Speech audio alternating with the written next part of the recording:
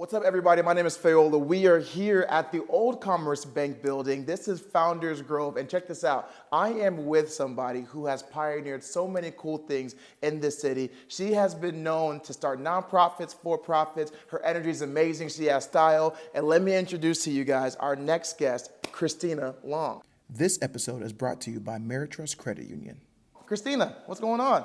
Not too much, It's- man. Thank you for being here. Of course, so good to see you. So this is the Old Commerce Bank, correct? And now it's Founders Grove, right? And you run your nonprofit out of this place, right? Okay, so you are the CEO and president, owner, founder of this cool nonprofit called Create Campaign. Yeah, absolutely.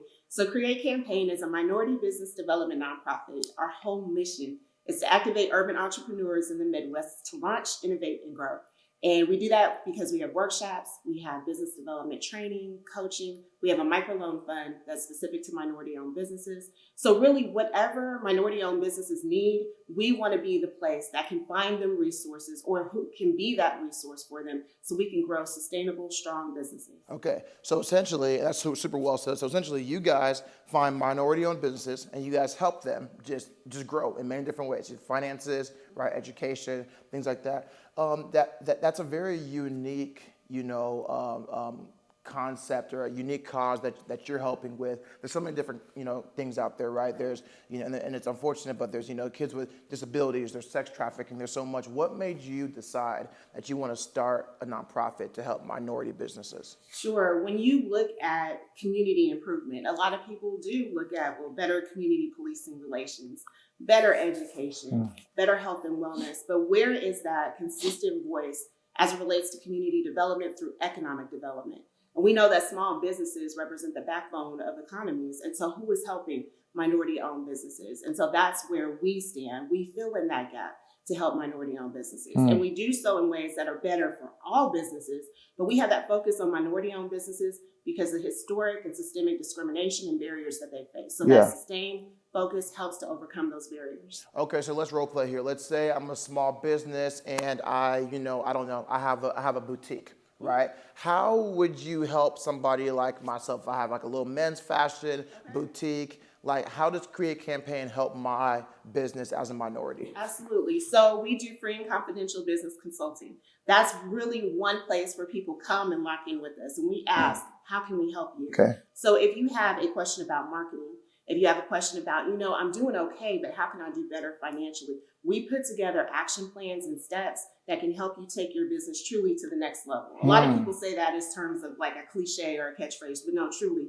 We have entrepreneurs who started with us in 2015 when we started as a half-day entrepreneurship forum at Wichita State University who have stayed with us and have grown to every other phase of their business. And we're just going to continue to do more. Wow. Okay, so it started in 2015? It did. We started as a half-day entrepreneurship forum where we brought Black entrepreneurs to Wichita State University and connected them with service providers so that, again, people who are serving entrepreneurs aren't just a name on a business card, but they're a face, a resource, a team player. And from there, we thought we'd get 35 Black entrepreneurs out, but we got 77. Wow. And the work continued to grow from there. Wow. Wow. Okay. Can you talk a little bit about maybe another example of a company or a small business you guys have helped? Yeah, absolutely. So one of our favorites, and they all are our favorites, but one of our favorites we love to talk about is Mark Daniels and Grace Freeman with the Wichita Cheesecake Company. So when we met Mark and Grace, the Wichita Cheesecake Company did not exist. They were still trying to test out, do they do this particular business that looked at Grace's recipes. And so we had what's called the Urban Business Expo. Okay. It's a marketing workshop and a trade show and pitch competition. And they came and they set up their display booth and they had lots of things on their table, but they also had cheesecake samples. And people came in from the public and was like, this is the business. And so we were able to help them with their branding, their logo. We got them connected with some of their professional, marketing teams, and we watched them grow from, again, table to e-commerce to brick and mortar, and now they're downtown across the street from Cargill. Wow. Okay. So, what's your vision with it? Are you trying to go national, or do you? What's the thought? I am not actually trying to go national. I believe that there is something special about focusing on the Midwest and the heartland. And so our dynamics are different than what you're going to see on the East Coast and the West Coast. However, we do have entrepreneurs who they hear about the work that we do and they call in from the East Coast and the West Coast. But when I think about truly the impact that I want to make the Midwest the place for Black-owned businesses, Hispanic, Latino, underrepresented businesses to have the policy structure and landscape in place that can help us truly grow sustainable businesses. Okay. That's the goal. That's the goal. Wow. Yeah. I love that. All right, Christina. So one thing I realized that I don't think a lot of people don't know about you is that you have two businesses, right? So you have Create Campaign, which is a nonprofit, but then you also have a for-profit, which is CML Collective, and it's a graphic design business, correct? Talk a little bit about CML Collective. Absolutely. So CML Collective is an inclusive communications and graphic design company. And what we do is we really try to make sure that messages are representative, they're inclusive. For businesses and organizations that understand inclusion is a business imperative. Okay, yeah. So I think it was kind of interesting. You said that Meritus Credit Union, right? They're the sponsor of this episode and the season, that they sponsor Create Campaign. Yes. And then CML Collective also, they do their business, their financial stuff with Meritus Credit Union, correct? Absolutely. Okay, so I always love talking about kind of just money story, sure, right? So kind of whether it's, highlights or failures of your life or your business via money. When it comes to non-for-profits, money is a big topic, right? Yes, it is. Sometimes you see non-for-profits that their CEO or owner is making $2 or $3 million a year. It's like, how in the world, sometimes, non-for-profits are always talking about how they need more funding, sure, correct? What does money look like in your life, right? With Create Campaign, with CML Collective, let's talk about that. Yeah.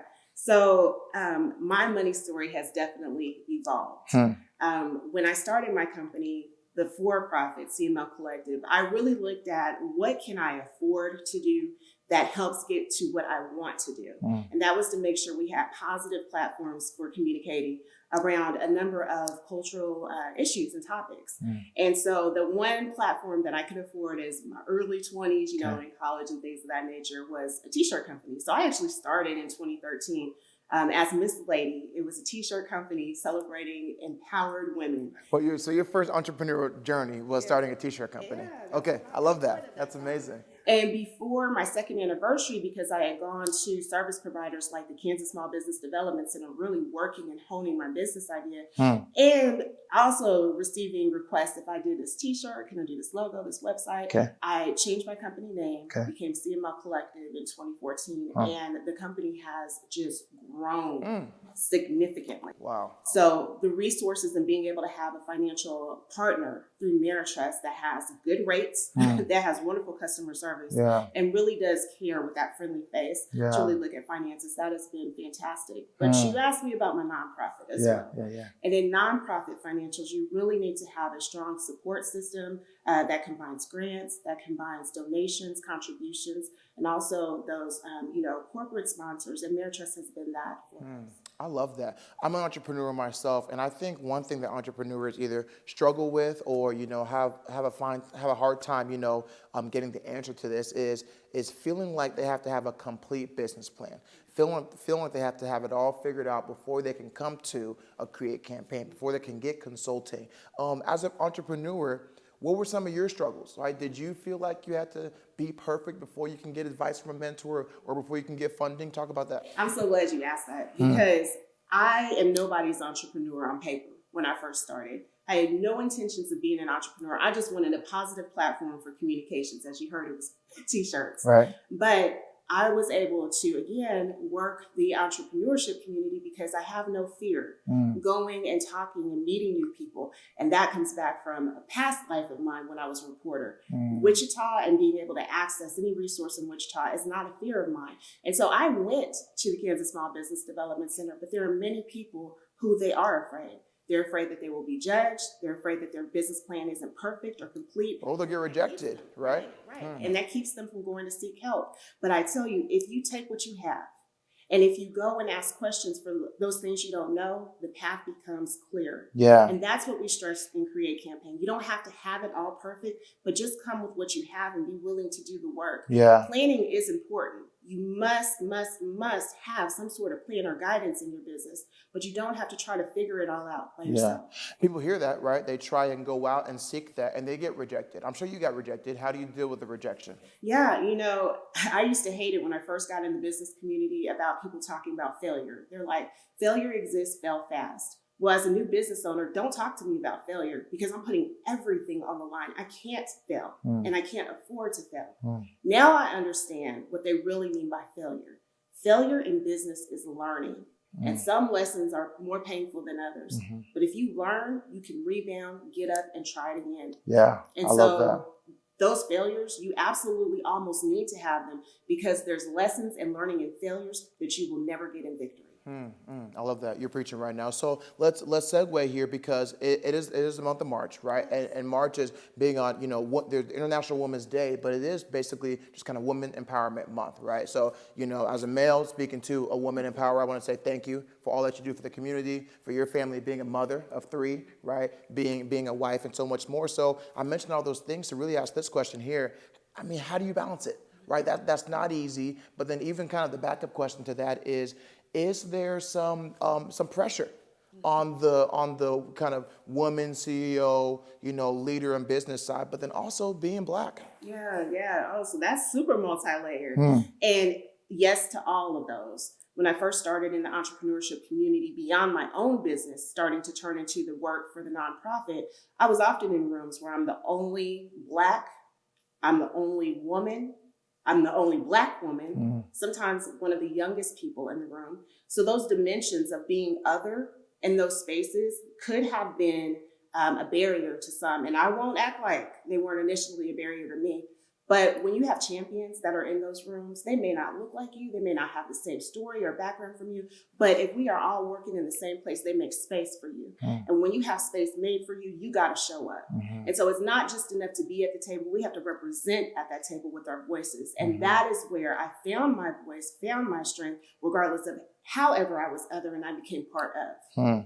And so as women and as people of color, the demographics are what they are in Wichita, Kansas. Let's be very, very clear. We have to get used to being the others in the room. But it's also imperative for those who are quote unquote mainstream majority, make space. Make space in these rooms. I love that. What about being a mother? But then also being, a leader. How do you balance that? Yeah. So with being a mother, one of the most important jobs that I have of all the hats that I wear is mother to my 3 children, Amara, Malcolm, and Jordan. And there are times where in this work, you are pulled in so many different directions. And I did not always get it right, especially early on when I was doing 24-hour shifts in my company and things of that nature, just to make sure the business got up off the ground. And then adding on top of that, create campaign work, which is really another whole load in and of itself. Although my family recognizes the importance of the mission, they also understand they too are the mission. And so, there was a couple of times where they're like, Mom, we know that you do your best and you put us to sleep, but you're working all night. And when you get up and when we get up, you're grumpy. My kids should never come at the sacrifice of the work. And so we've done really, really well hearing their voices and making sure to balance and being intentional with our schedules. Yeah. I feel like a lot of either my mentors or a lot of friends that I know, it's kind of opposite, right? The husband is more either the entrepreneur, the one that's busy. And then the wife is either, either more at home or maybe might have a job that kind of allows them to be, able to be with the kids, not grumpy in the morning, things like that, right? So for you, how do you and your husband handle that dynamic, right? Was that tough for you? Did you want somebody that was in the same entrepreneurial grind? Did you talk about that? So my husband, Jonathan, he is a go-getter in and of himself. He used to work at the Wichita Regional Chamber in terms of leading community advancement, but now he works for the Tulsa Regional Chamber, and he's the Vice President of Diversity, Equity, and Inclusion.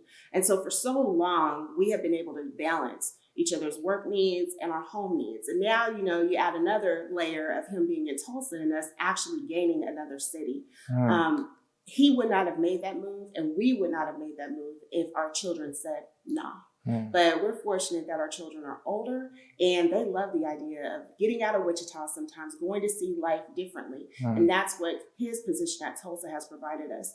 But when you're doing this work and when you live by the phrase, I am because we are, that means that our lives are not just one to ourselves. We have a duty, an obligation, a purpose to make our cities, our communities, our neighbors better because, again, of our work. Yeah. And they, in turn, make us better, too. I love Our that. kids know that. Your kids know that. That's so good. So you talked about your cities trying to make them better.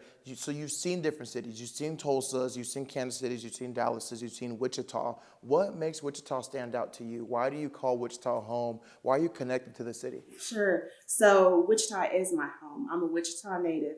And the thing that keeps me in Wichita, especially with Jonathan being in Tulsa, is my family. My parents are here. I have a sister who's here. My children have roots here. I have roots here. The thing about Wichita that I love is that if you're about making change, you can see your fingerprints of change on the city. And so while it's not always the easiest, while it's not always the most pleasant, it is a place where I have deep attachments, deep ties, deep cores, and one of the best opportunities to make it work at home. I always love asking this question, but I think it even aligns better with your situation, talking about Merit Trust and non-for-profit and money and story and all that. If somebody gave you right now $100 million, right, for the city of Wichita, what's Christina Long doing with that $100 million? Is she putting it all to create a campaign? Is she opening up a new amusement park? Is she doing something downtown on the river? What are you doing with that money? Honestly, I'm going to borrow the pattern of one of the statewide nonprofits and what they're doing with significant dollars like that. Network Kansas is a statewide entrepreneurship support organization that is actually opening up access to microloan funds, to business grants, and also to equity in dollar amounts designations like that. So I'm going to take that money and I'm going to open up a fund because what that does, access to capital is so critically important for businesses. And to be able to have more broader credit criteria, be able to have pools of funding that allow more people to actually have a go at leveraging capital in their businesses to help them sustain. That's what I'm going to do. Yeah, I love that. Well, Christina, I mean, you answered all of my questions. And by the way, you answered them phenomenally. I see the passion, I see the drive in you. And thank you for what you're doing for minorities, for the city of Wichita. And yeah, I mean, I believe that you can, your story can get national. Hopefully this is the episode that does it or another one, right? So thanks for Merit Trust Credit Union for sponsoring this episode. Christina Long, everybody, go check her out. Check out Create Campaign. Come to Founders Grove and say hi to her. And stay tuned for the next episode. Face to Face. Let's go.